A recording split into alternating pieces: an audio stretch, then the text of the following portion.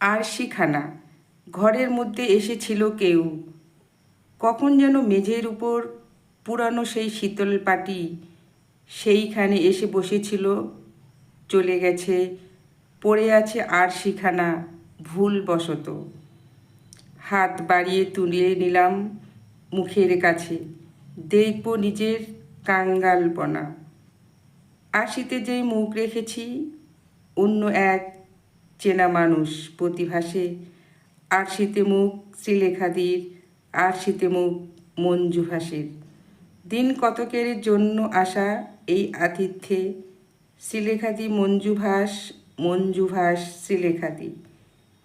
আরশি থেকে বিম্ব যত, বিম্ব থেকে প্রতিসরণ, ঘরভর্তি শ্রীলেখাদি মঞ্জুভাসের বিজয় তরণ।